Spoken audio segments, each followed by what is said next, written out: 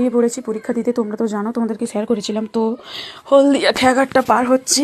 তারপরে আজকে উঠেছি কিন্তু অনেক তাড়াতাড়ি, কারণ আমাদের পৌঁছাতে হবে, ওদিকেও প্রায় 1 ঘন্টা মতো লাগবে। তো তাই জন্য পরীক্ষা দেওয়া হয়ে গেছে, তখন আর ভিডিও করতে পারিনি। তো তারপরে এই যে টিফিন খেতে চলে এসেছি। তো দেখো পরেটা আর ঘুগনি নিয়েছিলাম, আর ভাইও ছিল। তো আমি একা যাইনি, আমার ভাই গেছিলো। তারপরে দেখো একটা ভালো জিনিস, অরুণ আইসক্রিম আমি কখনো খাইনি, নাম শুনেছি, আজকে আজকে খেলাম। তো তারপরে আমরা বাসে উঠে পড়েছি, বাসে উঠে বাড়ির দিকে যাচ্ছি। কিন্তু দুপুরের ভাতটাও এখানে খেয়ে যাবো, কারণ আমি বাড়িতে রান্না করিনি। তো তারপরে দেখো যেখানেই দেখছি সেখানে শুধু পরীক্ষার্থীরা দাঁড়িয়ে আছে, ভালোই ভিড় ছিল। আমার তো কোথায় পড়েছিল, আমার পরীক্ষা পড়েছিল বাজিতপুর শারদামণি বালিকা বিদ্যালয়। তো তারপরে হোটেলে চলে এলাম। তো তারপরে বসে আছি একটা হলদের এই পারে টাউনশিপের দিকে, তো ভাত খাবো। তারপরে দেখো ডাল, একটা সবজি, আলু ভাজা, লেবু লঙ্কা, আর হচ্ছে মাছটা বেশ ভালো ছিল, খাবার দাবারও খুব ভালো ছিল, তেমন খারাপ নয়। তো তারপরে দেখো এতটাই ভিড়, যেখানে যেদিকেই তাকাচ্ছি শুধু স্টুডেন্ট আর স্টুডেন্ট ভর্তি, ভালোই ভিড় ছিল কালকে।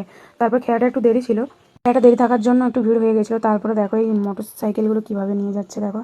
এদিকে আমি খুবই কম আসি, মানে কম বলতে প্রায় আসাই হয় না, দরকার পড়েছে তাই আসলাম।